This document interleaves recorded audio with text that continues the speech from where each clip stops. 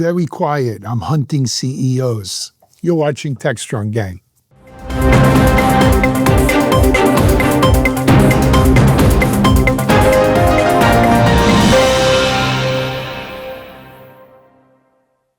Hey everyone, happy Wednesday. It's Alan Schimmel and you're watching TechStrong Gang.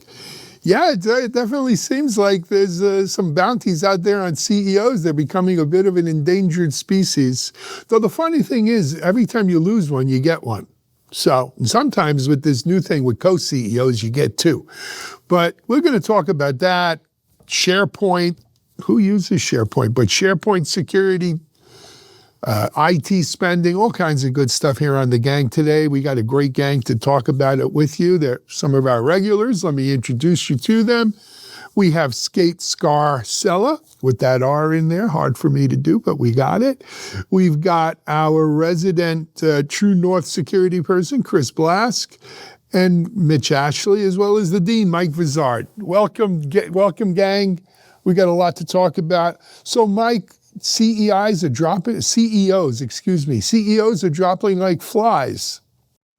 Or so it would seem. There was a report out that suggested CEOs in general, the turnover is a lot higher, including in the tech sector. And of course, we've seen some infamous stuff now with the whole Coldplay scenario involving Astronomer. And I believe Blackstone also replaced the CEO for, I think it's QTS Realty. Is that how I think that's how that's said? But apparently they felt that he wasn't driving the company maybe hard enough. And this also comes on the heels of, we saw turnover at Intel earlier this year. We saw a lot of drama around OpenAI and not having a CEO for half a second. Alan, what's your take on what's going on here? Is there just more pressure? Is this the bro culture at work, or something else is happening around the economy maybe? You know, like many things in life, Mike, there's no simple answer to complex problems. And I think in this particular case, there's more than one answer. Look, I would start off by saying, if you want to be a CEO, probably try to stay off the kiss cam with your mistress. Just saying, right? So, but, kidding aside, those poor two people, huh? Well, look, it happens. But the bigger issue there is that all of a sudden morals matter, ethics and morals matter in this country, in this market. I know, Chris, you want to jump in. Go ahead. And then I'll come back. There's more to why CEOs are dropping. I have a roommate, here, one of my oldest friends, Ian Nielsen, who's a musician and a sound engineer. And we talk a lot about the history of communications and media, right? And we always come back to the fact that it's a fairly short arc. We're talking 100 years. The oldest person alive today was born before there was radio and music and, vinyl and everything else. And we've gotten through this process where we have sort of run through all the human stories. And to this point, the Odysseus' return, the hero's arc, when this grand hero is going to save the company and do the things, it works pretty well for a while, but it's brittle. And with a lot of transparency, Coldplay, it starts to show the weaknesses. But there are other stories, and we know in business that sometimes they work. The hero's return, when you leave and you come back and home is different, but so are you, but that's okay, right? The Hobbit's return at the end of Lord of the Rings, right? These are also stories that work. And we know in companies, when you don't just perform, you actually do the things that tends to survive the problems that happen all the time. And if you don't, and the world gets more transparent around you, well, it might not be a good plan anymore. Yep. But the issue here is, do we care about morals and ethics? Or if it's, to your point, Chris, if the CEO's bringing home the bacon, we don't give a crap who they're hanging out with at the Coldplay concert. But there's more to it too, guys. There's also an issue of, because there's so many confluent things going on here. CEOs who aren't adapting to the new reality of AI, to the new reality of perhaps a new world order, right? sovereignty, IT sovereignty, and these kinds of things. CEOs, frankly, that have held on a really long time, and absolute power corrupts absolutely, and then the reformers come in and want to clean house. I think it's all of these trends where the economic chaos. I put it in this article, right, about Taco, and I'm not talking about President Trump Taco. You got tech, AI, couple other things in there, and so it's sort of a perfect storm kind of moment where fresh leadership is on the agenda. Fresh leadership is on the agenda. What worked before may not work going forward. You've got to toe the line when it comes to listening to your board who holds the purse strings. You've got to be a good advocate or hero or image for your customer. And look, maybe it is the end of the tech bro thing. Maybe, as I wrote in the article, the hoodie wearing, tweet storming tech bro CEO just isn't the cool dude in town anymore. Maybe that CEO's putting on a sports jacket now and wearing a collared shirt. I'm going to bring up AI because there's a lot of topics, a lot of discussion about can AI replace CEOs? And I know the AI lab the director of the lab at MIT said he thought about 80% of a CEO's job could be done by AI. But my question to you is, if AI could do a better job than a human CEO, would the board replace them with that AI? Today, maybe not. But in the future, absolutely. In a heartbeat, if they could better financial performance of the company, strategy, all that, absolutely. I mean, it's going to take someone who has the cojones to break the barrier, right? Like Branch Rickey bringing Jackie Robinson in. Do you know what I mean? But once that dam is broke, I think you'll see it. Chris, what were you going to say? I was just going to say, I think the question is not just for CEOs, but the rest of us, when you have 80% of your time freed up, what do you do with it? And if the answer is nothing, yeah, in that case, the board is going to replace you. Sorry, Kate? I think, hold on a second on that Mitch point. You can't replace CEOs with AI because somebody has to actually sign something and be accountable for the SEC and the rules and regs. So there's going to always be somebody sitting there who can go to jail when things go wrong. Well, that's a great job for someone. I'll volunteer for that. Kate, how about you? I think at the end of the day, when we're talking about, I think like with the Coldplay situation and, this whole idea that the focus became more on what was happening for what the CEO was doing as opposed to what the company was doing. That's where things became uncomfortable for the company, right? But what's interesting is how some morals play into companies, and it's like, okay, well, we can't have this. And yet within, I hate to say this, but within our government, some of these crazy, like you can do whatever you want and you're still going to be this leader, it really depends at the end of the day. It depends who your followers are. And there's some who are just Teflon. It doesn't seem to matter what they do or what they believe or what they say. And there's others that, wow, you step out of line once and you're gone. So I think it's a very complicated issue. But I think it is personality driven, to your point, and a bit of a cult of personality, right? And sometimes, though, the time comes where they overthrow the despot and the cult of personality doesn't work. But here's the thing. This is why I say there's so many different, currents in this water. You're a CEO who highly believes in DEI, Tim Cook, or, some of these folks. All of a sudden you find yourself at odds with present day morals. Or you don't believe in DEI, or all of these things. And because that pendulum swings. And so do you want a CEO that swings with it or who has a true north? At the end of the day, I think the true north matters because you want to be able to, I think as a CEO, be predictable in the patterns. You have to be smart. You have to know, strategize, but they also have to know the horse. You have to know who you're betting on, right? Well, you got to read the room too. Chris, you got your hand up. Alan, I've had a lot of this conversation about this, so we have a history of it, right? And I'm always trying to look back. And Kate, your comments make you just think of the environment that allows that to, is that a stable environment or is that just transitory? Is that something that works for a couple of years, a couple of decades, even a century? Things have changed a lot. And I see in this the fragile story, this whole idea, the comic, the Sergeant Rock comics, I grew up on, still love them.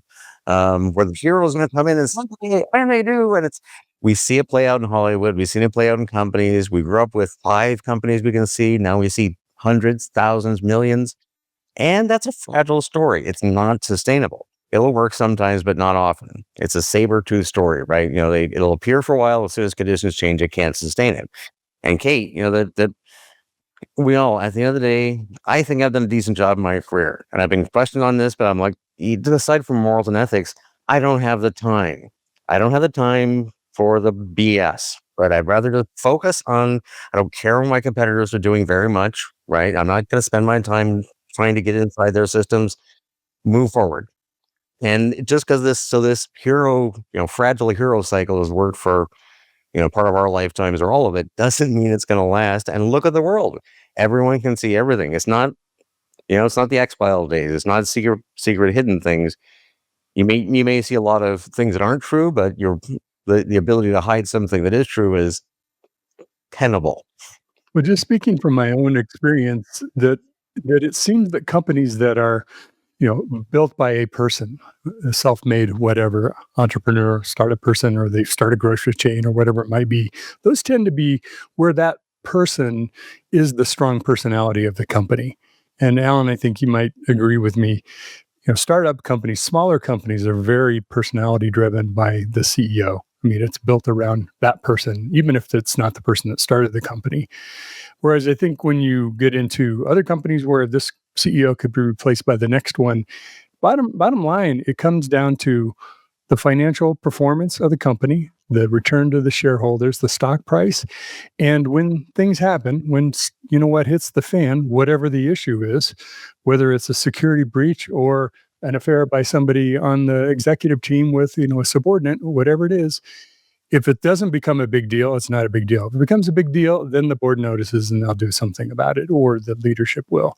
So it's all relative. And I don't mean to be jaded about that. I just think that's the real view of the world. Because if you told me that, a high-flying, really well-performing company that, stockholders are just rolling in it, and the CEO has an affair with the VP of HR, they're not going to let go of that CEO. They never would, unless it's really going to impact their business. If suddenly customers are leaving, suddenly that's become in the way of getting financial performance out of the company. That's just my view. And to your point, I don't think customers leave. I mean, outside of that small company where maybe the head person is also the tech leader, but in general, it seems to me a lot of organizations are not going to, rethink a $1 million investment in an IT product and strategy that they've got going simply because there's a new CEO.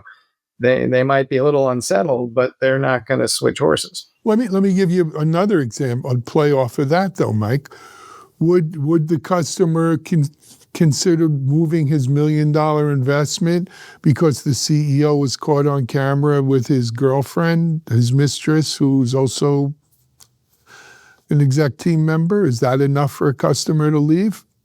I don't want to do business with a company that the CEO cheats on his wife.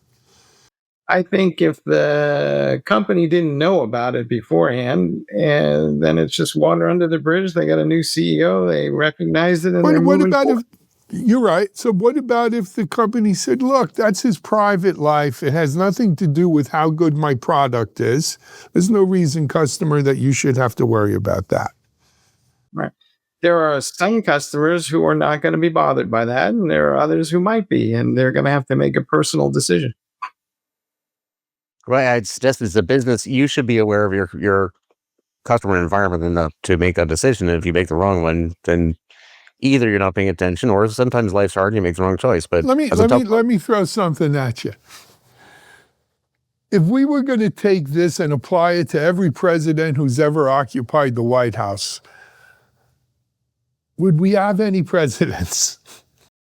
Well, I think it's less about the Coldplay thing. It's a good example, but right, it's the whole issue of caught doing, right? In this one, it depends, right? I think Mike's exactly right. You understand your customers, handle which way you like, but the whole idea that we can maintain a hero image from Mitch, you're right. The startup CEO thing, I like that role. There's 2 people, 5 people, but if it's going to be mature, that's got to be more than a person.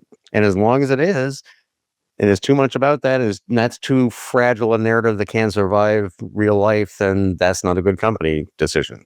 Yep. Hey, I want to close this one out, though. Let me just say, this is not just about the whole Coldplay astronomer thing. Don't lose sight of how important it is for CEOs to stay current on what today's trends are. What today's, not just trends, but sort of currents that you have to swim in. You can't swim against these currents. And those currents today include AI, include surviving in the current political, economic environments, as well as evidently, minding your P's and Q's. So we'll take a break here on Techstrong Gang. Let's come back and we're going to talk about IT spending outlook. You're watching Techstrong Gang. Discover TechStrong Group, the epicenter of tech innovation. We're your go-to for reaching IT leaders and practitioners worldwide. Our secret? Impactful content that sparks awareness, engagement, and top-quality leads. With us, you'll access editorial websites, streaming videos, virtual events, custom content, analyst research, and more.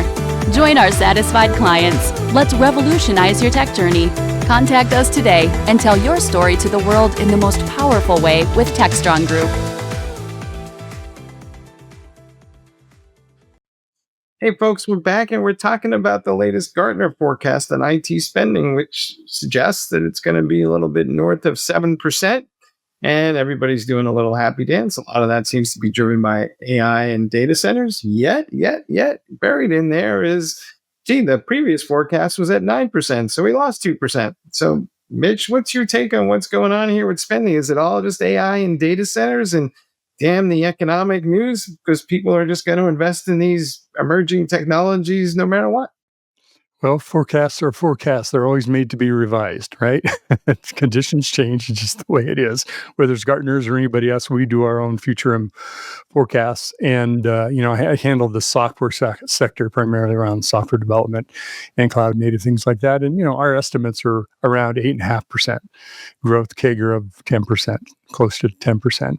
So it's in the same ballpark. I think the question is about the trend that you're bringing up are we seeing a downward or are we seeing a shift in spending? Are we seeing a lot more money going into data centers? I would argue that's true than what we were before because of AI.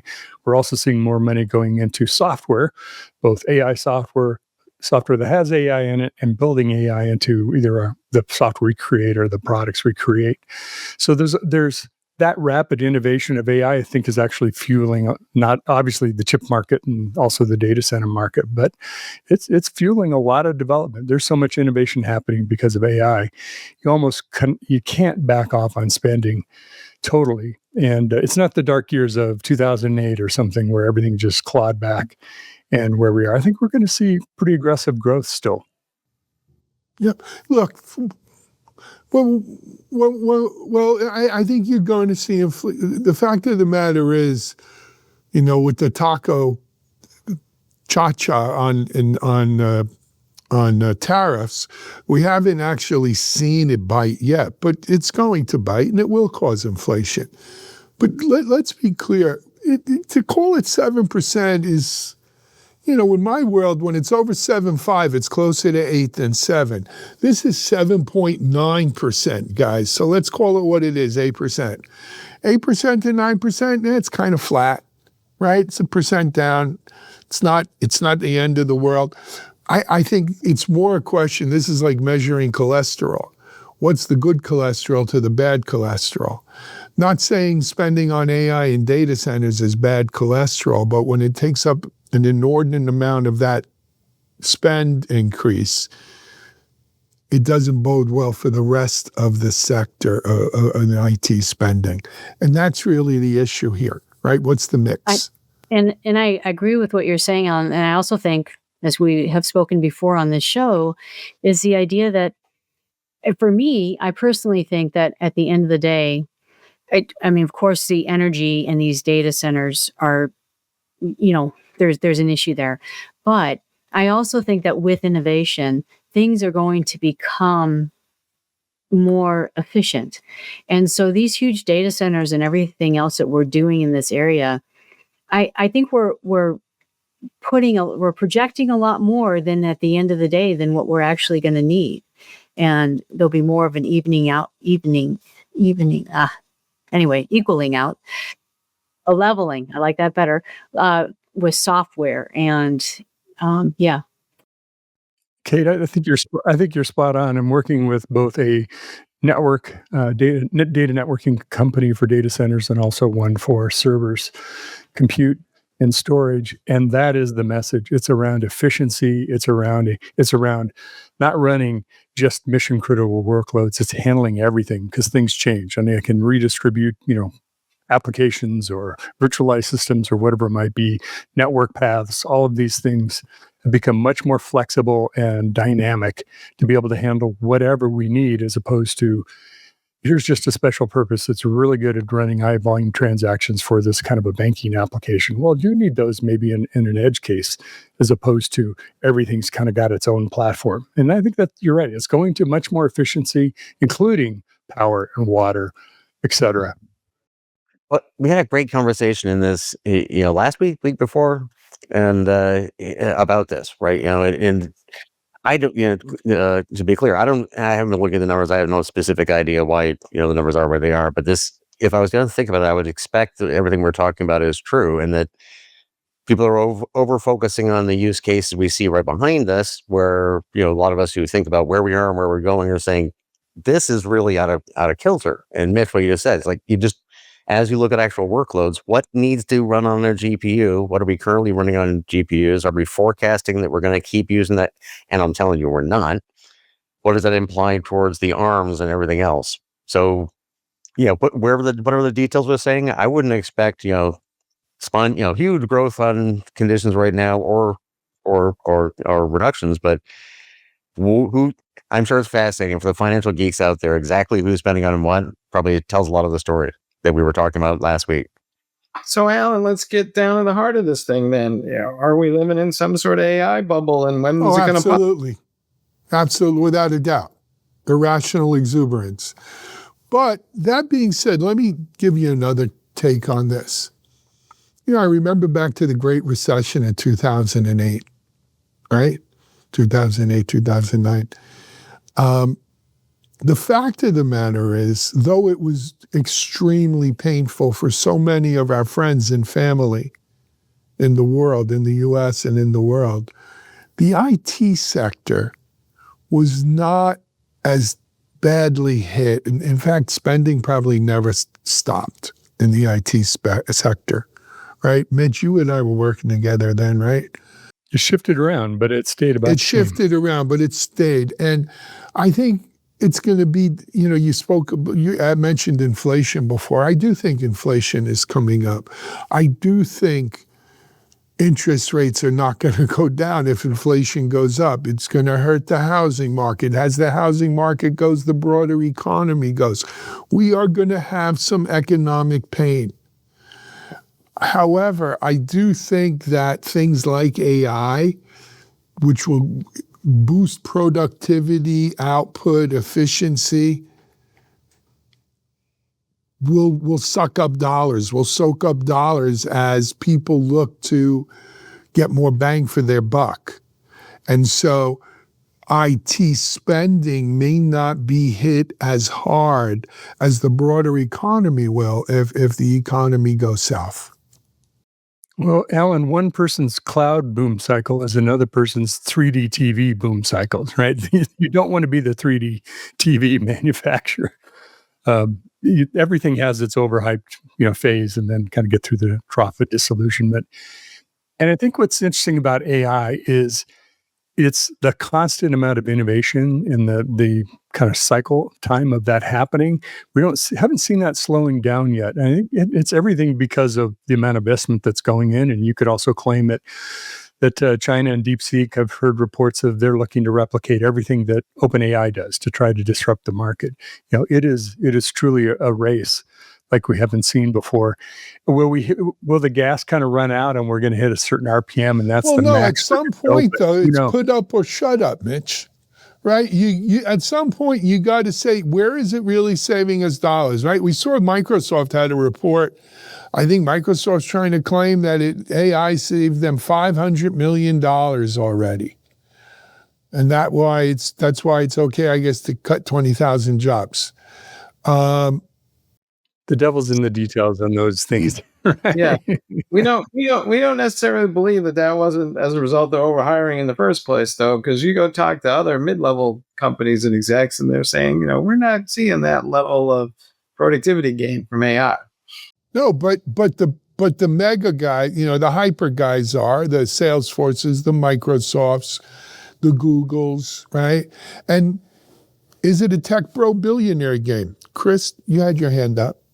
Yeah, it's funny, as a narrative integrity person, I have to say that, to be clear, I'm a CEO of an AI company using AI for these purposes, which is embedding a plug for my company, QuietWire.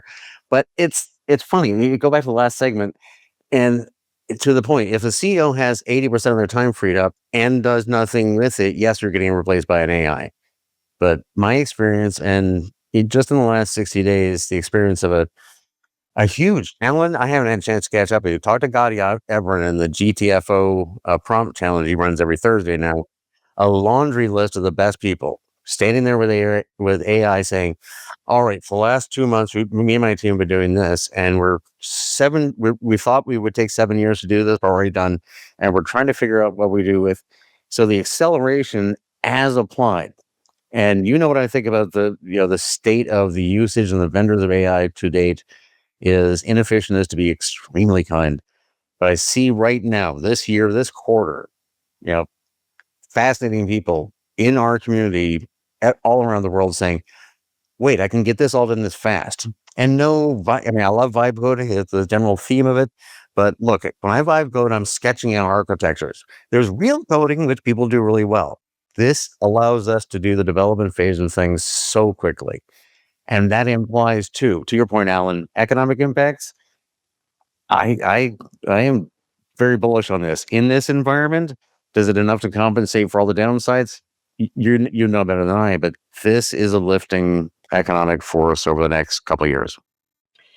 And personally, I speak this, I really believe, I talk a lot about Industry 5.0, and it's about augmentation of humans, human-machine teaming. And I think the more that we embrace this teaming concept, the more you can expect from humans.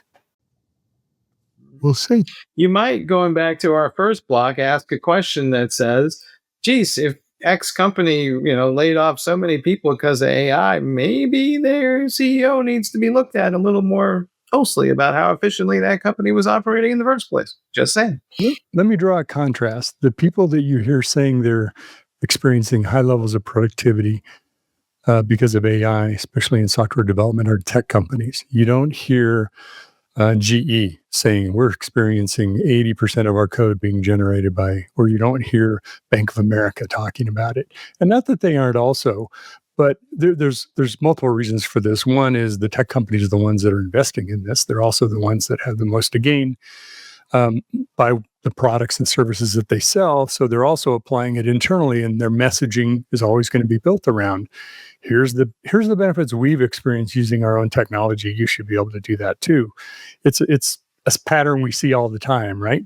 Switch to our database, switch to our whatever, because here's the productivity gains you can see. And initially, if you can't point to other customers, you point to yourself. And that's the phase we're in. What matters is when we see other companies starting to pronounce real numbers that affect the bottom line. When you see the GEs or the Bank of America or whoever, not the tech companies. And the technology is just laying around right now. And Kate, you nailed it, right? It's a teammate thing. And we discussed enough about this, and frankly, we're tired of it. But the AI and languages, whatever, is a teammate. Look, I've had business relationships and working relationships with humans. I'm assuming I've never met or heard or seen their voice, nothing but text. Could be a basket of squirrels. Who cares? Build a team, run a team, and that's not what we've been doing with AI at all, except for tiny use cases. Every story is, this big company using AI. What they're talking about is they have some little model and they're prompting things at it. They're not integrating them as teammates. And that's where this is going. And if you do, holy cow. Well, it could be that the whole tech world is in an AI bubble induced by our tech bro billionaires. We'll come back here on Tech Strong Gang. Let's switch it to security. That AI application, Microsoft SharePoint, recently had a little security mess. We'll talk about that. You're watching Tech Strong Gang. SecurityBoulevard.com is the leading resource for news, analysis, and education on challenges facing the cybersecurity industry. SecurityBoulevard.com covers all aspects of cybersecurity, including data security, DevSecOps, cloud security, application security, network security, security threats, and more. SecurityBoulevard.com has the largest selection of security content, featuring breaking news, blog posts, podcasts, and more. Visit www.securityboulevard.com to learn more. SecurityBoulevard.com, home of Security Bloggers Network. Hey folks, we're back, and as Alan said, it may surprise you to learn that there was a security incident involving old Microsoft software. This time it's SharePoint, and apparently it involves on-premises instances of SharePoint. And Chris, I'm going to start with you and your reaction on this whole thing, but I'm kind of sitting here just scratching my head a little bit going, who in his right mind is running on-premises editions of 30-year-old software? Well, yeah, he did mention the U.S. government, so I that stands as that. But lots of critical infrastructure as well. Let's not pick on anybody too much. But it's fascinating. So yesterday, in exactly this context, this story came up, and on Alan Friedman's CISA SBOM working group meeting, which he announced he's leaving yesterday, so we all know that now, and next week will be the last one. But it's been this 5-minute time over small talk. And since it's a public meeting, I'll say I apologize to my friend John. Sorry if you're watching this, but he brought this up right in the beginning. And I decided to take the curmudgeon approach knowingly and say what we had said on this show a couple of weeks ago about there was like 16 billion or trillion passwords stolen in another breach of the whatever. And in that conversation, we said, does this matter? And so in that 5 minutes, I reflected that back to them and said, we were just talking about this in the show. And it's like, honestly, yes, of course. I mean, again, right. I'm shocked. So how much does it matter? And, so in respect to John, I get it. And it is big, but, isn't this kind of what we expect to see all the time? To your question, Mike, who's running this old stuff? We kind of know, federal agencies, railroads, public, what's the patching? None. Is it going to be vulnerable to and exploited by the? Yeah. So what do we do next? It's just old hat at this point. But again, I think we have the tools to go forward. We just need to spend more time talking about those and less talking about breaches. If I could just add, though, Chris, I think one of the things that I believe that we've seen being cybersecurity folks is that oftentimes breaches can be almost like test beds. Like, what can I do? And that's what I feel like I see when I read about this situation. And the other concerning thing is the attack methodology, the way they did the, lateral movement, which is it's not that we haven't seen lateral movement. It's not that we haven't seen, privilege access and gain, all those parts of the methodology of attacks. But it to me, it was almost brilliant that they have to, right? Well, and this it exactly makes my point. This is why I said it this way, and because I normally not the mic on the call, right? And I just saw this one coming up, and I thought I'm just gonna make a big noise and say we're not talking about it, rah, rah. But you're right, it's a beautiful one. But in that room, and particularly at the end of 7 years of conversations with Alan, led by Alan and Josh Corman and all these wonderful people, and we're gonna spend this because I knew Alan was leaving. And we enjoy these things. And we're going to go there again and spend the whole 5 minutes talking about another breach, even if it's that beautiful, instead of saying everything we've been building so far actually gets to that. The whole point is that not only can people get away with pedantic, silly cybersecurity and narrative, attacks, they have our whole career, but we're right at the point where even something like that, in a supply chain conversation where we're just finishing up on the software inventory, the software bill of material, the whole SBOM thing, and it's not finished, but it's embedded in the plan. It's everywhere. What's the next step? The next step is systems that are aware enough that even that sort of thing, where there's really smart people on the other side, isn't so obviously going to work. It always works. And why isn't it obviously going to work? I'll tell you why. Because I think semantic systems Chris, I'm going to tell you why. Me, you, Mitch, Mike, Kate, probably most of the people watching this live in a tech bubble. We know what we do when we're talking about MCP servers and agentic AI and SBOMs and all of these things. We know exactly what we're talking about. What we forget is that the civilians out there don't. And no matter how much time we spend talking about SBOMs and generative AI and tech bros and all of the things that we spend our days talking about, we can't lose sight of the fact that a lot of parts of this world run on 30-year-old software. They don't give a damn about VMware Cloud Foundation 9.0. Moving to the cloud versus a cloud native architecture versus monolithic. They don't know. They got something called SharePoint that they've been using for 20 plus years. That's all that matters to them. And so I've seen this in tech in my whole career. While we live in this bubble of early adopter, most of the world lives in that second 35% of the mainstream. Right. But again, this is we all know this. Everything you said, you and I know, we all complain about all the time. It's all true. And I would posit that we've built systems that are now at the point of being able to take that into account. No, we're not going to get everybody to get rid of their SharePoint. That's not the answer, obviously. And no, we're not going to shame them all into doing. But I think we have enough pieces. And with agentic AI and all these, no one part is magic. Firewalls aren't the solution. But history doesn't literally repeat forever. It rhymes for a long time, and if it's annoying enough, we get the harmonics tuned out.